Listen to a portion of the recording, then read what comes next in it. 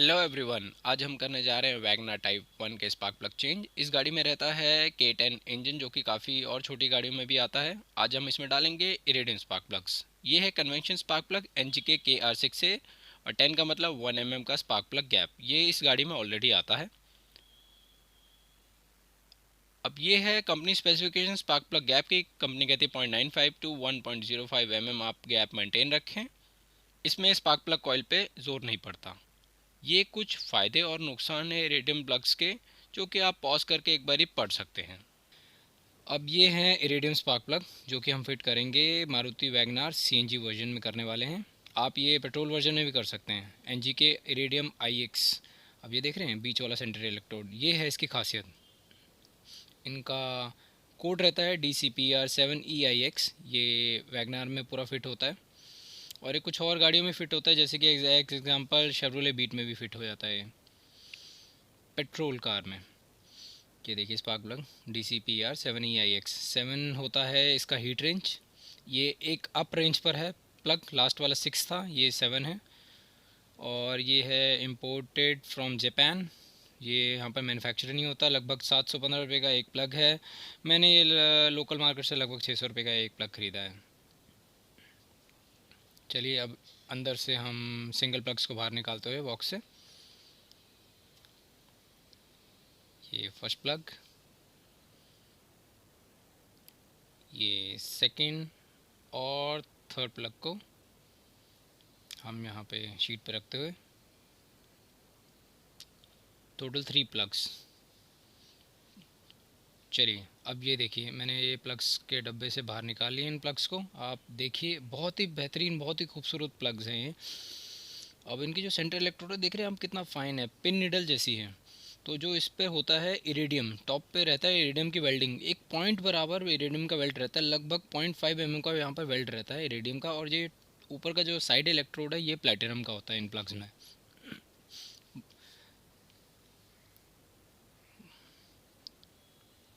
ठीक है, अभी हम क्या करेंगे, अब हम एक कन्वेंशनल स्पार्क प्लग दिखा देता हूँ मैं। ये है एक निकल बेस कन्वेंशनल स्पार्क प्लग। इसका सेंटर इलेक्ट्रोड देखिए कितना मोटा है। मैं आपको कंपेयर करके दिखाता हूँ। ये देखिए इसका सेंटर इलेक्ट्रोड और इसका सेंटर इलेक्ट्रोड में कितना, मतलब लगभग 90% सरफेस एरिया का डिफरेंस है दोनों में। तो आप अंदाज़ा लगा सकते हैं कि आपको वोल्टेज कितना कम चाहिए होगा एक स्पार्क मारने के लिए इस पर्टिकुलर स्पार्क प्लग पे। इससे काफ़ी ज़्यादा वोल्टेज रिक्वायरमेंट गिर जाता है। इग्निशन कॉयल को उतना ज़ोर नहीं लगाना पड़ता, और इग्निशन कॉयल की लाइफ बढ़ जाती है अगर आप सेम स्पेक पे यूज़ कर रहे हैं। मतलब अगर दोनों को 1 mm पे यूज़ कर रहे हैं तो ये इरिडियम जो स्पार्क प्लग है या प्लेटिनम स्पार्क प्लग, ये कन्वेंशन स्पार्क प्लग से ज़्यादा चलेगा। चलिए अब मैं आपको दिखाता हूँ। मैंने एक नेल कटर यूज़ किया है। अब मैं ये प्लग गैप सेट करने के लिए काम आएगा हमारे। इसमें जो होल होता है नेल कटर के बीच में, ये होल दिख रहा है आपको, ये होल, इस होल से हम क्या करेंगे, स्पार्क प्लग का जो साइड इलेक्ट्रोड होता है ना, उसको हम टेढ़ा करेंगे ताकि उसको हम बाहर की तरफ खींच सकें और गैप बढ़ा सकें। बट ध्यान देना कि ये जो इरिडियम या प्लैटिनम स्पार्क प्लग रहता है उसका सेंटर इलेक्ट्रोड बहुत ही ज़्यादा सेंसिटिव रहता है। एंड वो इजीली डैमेज हो जाता है। अगर मैंने ये डायरेक्टली सेंटर इलेक्ट्रोड पे लगा दिया नील कटर, या मैंने किसी और चीज़ से ट्राई करी उसको बाहर खींचने की साइड इलेक्ट्रोड को, तो इससे सेंटर इलेक्ट्रोड टूटने का डर रहता है। तो आपको बहुत ध्यान, मतलब कहते हैं ना, बहुत ध्यानपूर्वक काम करना है इस पर। मैं दिखा देता हूँ। देखिए ऐसे मैंने नील कटर रखा, सेंटर इलेक्ट्रोड को बिना टच करे मैं इसको घुमाऊँगा, मैं इसे टेढ़ा घुमाऊँगा। आपको ये बहुत ही बारीकी का काम है, मतलब जिसके हाथ थोड़े स्टेबल हैं या संतुलित हैं वो इस पर काम करें, और या किसी और की हेल्प ले लें घर पे जो कि ऐसा कर सकता हो। देखिए ऐसा दबाना है और बाहर की तरफ खींचना है। ये मैंने प्लग ऑलरेडी सेट कर दिए हैं। मेरे को लगभग 1.25 घंटा लगा 3 प्लग को सेट करने में। बहुत ही बारीकी का काम था ये, but the time was worth it. क्योंकि इतना टाइम लगा फिर भी मैं खुश हूँ क्योंकि मैं ये कर पाया।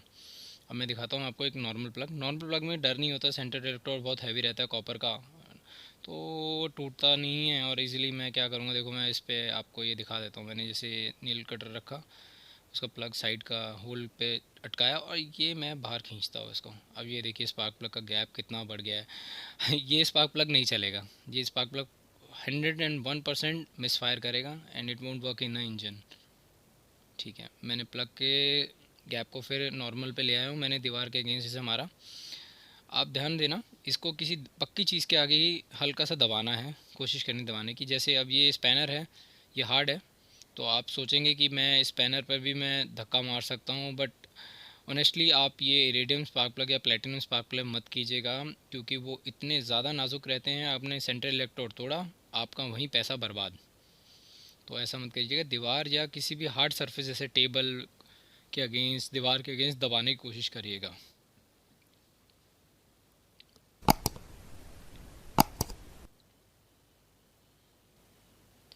तो ये अब हमारा नेक्स्ट टास्क है गैप सेट करना। तो मैंने ये फीलर गॉज लिए हैं। फीलर गॉज में हमारे कहते हैं गैप सेट रहते हैं। ये फीलर गॉज का काम क्या है, जो भी आप गैप सेट करना चाहते हैं उससे कर सकते हैं। तो इसमें मेरे पास कुछ अलग अलग टाइप के गॉजेज़ हैं। तो इसमें मुझे एग्जैक्टली 1 mm का चाहिए, तो 1 mm का इसमें मेरे को नहीं मिला। या तो आप मार्केट से 1 mm का ले सकते हैं।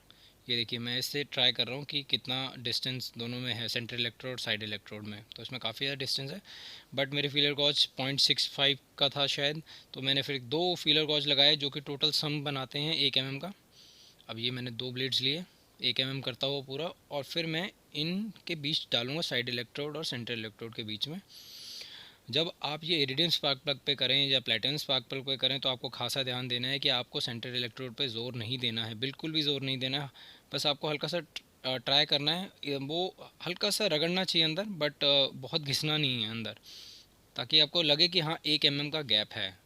थोड़ा बारीकी का काम है ये फीलर गॉज, इससे आप आराम से सेट कर सकते हैं गैप।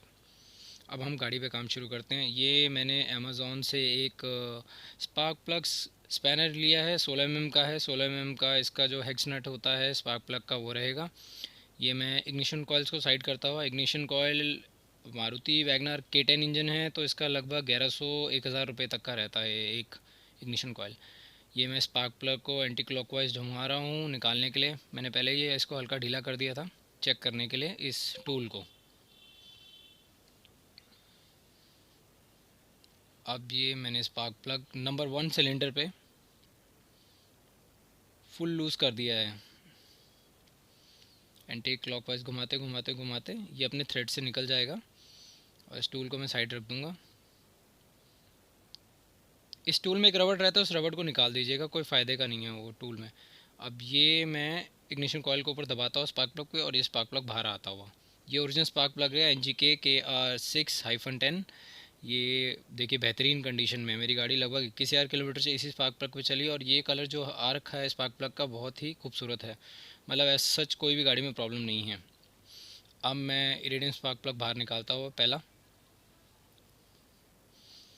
हमें ये रिप्लेस करना है इस कन्वेंशन स्पार्क प्लग के अगेंस्ट में।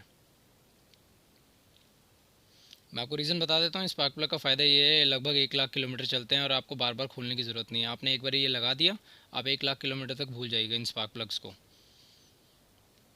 ये देखिए डिफरेंस, देखिए दोनों में। सेंटर इलेक्ट्रोड्स शायद आप ध्यान से देख पाएँ वीडियो में कि सेंटर इलेक्ट्रोड में बहुत ज़्यादा फ़र्क है, और यही ये अब कामयाब चीज़ बनाएगा। ये जो इग्निशन कॉइल है, ये इसकी लाइफ भी बढ़ा देगा और स्पार्क परफॉर्मेंस बढ़ जाएगा। आप देखो, बहुत परफॉर्मेंस का फ़र्क नहीं पड़ता कि आप सोचें कि ये रेसिंग गाड़ी बन जाए, बट मेरे लिए ये तकलीफ़ वाला काम नहीं रहेगा, क्योंकि मैंने ये एक बार अब लगा दिए, तो मुझे लगभग 50, 60, 70, 80, 90 या 1 लाख किलोमीटर तक मुझे देखने की ज़रूरत भी नहीं इन स्पार्क प्लस को। ये मैंने फिट कर दिया क्लॉकवाइज डायरेक्शन में। आपका इग्निशन कॉइल अगर ठीक है, स्पार्क प्लग आप वैसे ही चेंज कर रहे हैं रेडियम स्पार्क प्लग में, तो ये बहुत बेहतरीन चलेंगे। अब ये मैं टूल को सेकंड नंबर सिलेंडर पे लगाता हुआ और स्पार्क प्लग को ढीला करता हुआ पूरा लूज़ कर देंगे।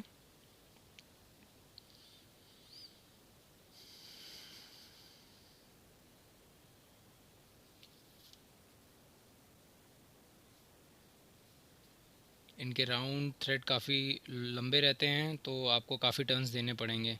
लगभग 20 टर्न में जाके एक स्पार्क प्लग खुलता है।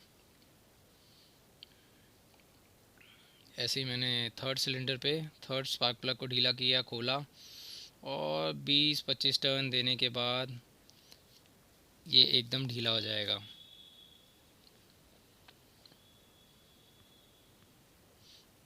ये टूल काफ़ी अच्छा लगा मुझे, सस्ता भी है, बहुत महंगा नहीं है। अमेज़ॉन पे आपको 250 रुपये का मिल जाएगा। और ये स्पार्क प्लग मैं बाहर निकालता हुआ, जब मैंने स्पार्क प्लग बाहर निकाला ना, तब मुझे पता लगा कि कुछ तो गड़बड़ है सिलेंडर सेकंड में, क्योंकि स्पार्क प्लग पे कोरोजन हो रखा था, अलग कलर का, ग्रीन कलर का कोरोजन हो रखा था। वो मैंने शायद इस वीडियो में नहीं डाला है, बट मैं उस किसी और वीडियो में आपको समझाऊंगा उसके बारे में। इसमें थोड़ा ब्लैकिनेस था, इस वाले में काला पड़ा हुआ था ये स्पार्क प्लग, और इसमें नीचे करोजन भी हो रखा था जहाँ पर इलेक्ट्रोड नीचे से ज्वाइन करते हैं इग्निशन कॉइल का। तो इससे मुझे डाउट हुआ कि सिलेंडर 2 में फायरिंग सही से नहीं हो रहा है।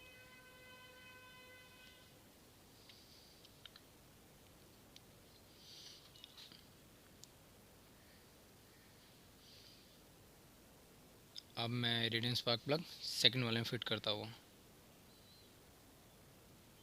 अब ये तीनों में देखिए मैंने फिट कर दिए हैं स्पार्क प्लग्स, नए वाले इरिडियम हैं ये तीनों के तीनों, एनजी के इरिडियम स्पार्क प्लग्स। और अब मैं इनको टाइट करूँगा इस टूल से। आपको ध्यान देना है, जब आप टाइट कर रहे हो तो आपको ज़ोर ज़बरदस्ती नहीं करनी है स्पार्क प्लग के साथ। अगर आपने थ्रेड तोड़ दिया तो ये फंस जाएंगे, आप परेशानी में आ जाएंगे। हल्के हाथ से पहले घुमाते रहिए, जब आपको टाइट लगने लगे तब बिल्कुल धीरे धीरे धीरे धीरे धीरे आप पहले 90 डिग्री बनाएंगे। ये टाइट हो गया। सिलेंडर सेकंड पर आते हुए हल्के हाथ से पूरा घुमाता हुआ जब तक आपको टाइट फील ना हो। ये हो गया टाइट यहाँ पे, इसको अभी छोड़ देंगे। अब सिलेंडर नंबर 3 पे क्लॉकवाइज डायरेक्शन में मैं घुमा रहा हूँ, घड़ी की दिशा में घुमाता गया। अब ठीक है, अब देखिए ये हो गए टाइट। अब जो हमें लास्ट स्टेप करना है, स्टेप टाइट करने में, ये मैंने पूरा 180 डिग्री पे ले रखा है, मतलब 0 डिग्री या 180 डिग्री कह सकते हैं। अब मैं इसे क्लॉकवाइज डायरेक्शन में घड़ी की दिशा में घुमाऊंगा, बट मुझे डिग्री का ध्यान देना है, मुझे टॉर्क बहुत ज़्यादा नहीं देना ताकि मैं स्पार्क प्लग को तोड़ ना दूँ। ध्यान से देखिएगा मैं कितने हाथ घुमा रहा हूँ। ये लगभग 60 डिग्री, ये 90 डिग्री, और ये 90 डिग्री हो चुका है, और ये मैं लगभग 120, 150, 160, और लगभग मैं 170 डिग्री तक मैंने इसे टाइट कर दिया है। ये मैं कॉइल को वापस लगाता हूँ। बाकी के स्पार्क प्लग्स पे भी आपको ऐसे ही करना है, ओवर टाइटन नहीं करना है बिल्कुल भी, आप स्पार्क प्लग नहीं तोड़ना है। स्पार्क प्लग तोड़ोगे सिलेंडर हेड में वो फंस जाएगा, फिर आपको ज़ोर ज़बरदस्ती करवा के सिलेंडर हेड खुलवा के सब कुछ मतलब नाश ही हो जाएगा लगभग।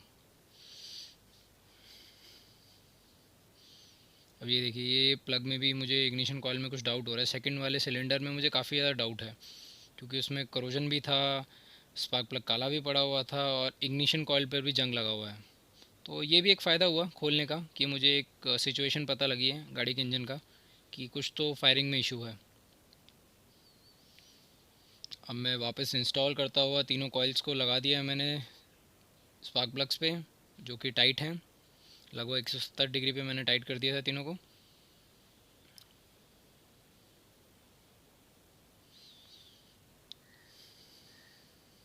ये मैंने बोल्ट्स को टाइट करता हुआ, 10 नंबर के बोल्ट्स हैं।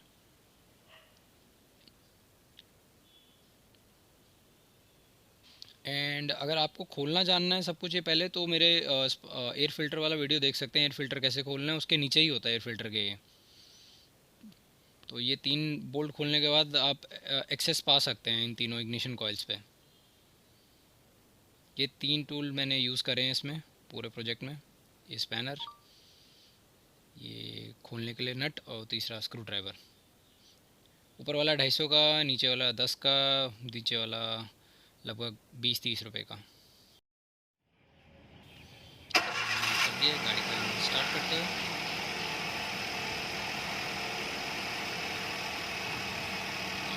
जैसे गाड़ी स्टार्ट हो गई है, और ये मैं एक बारी एक्सेलरेट करता हूँ।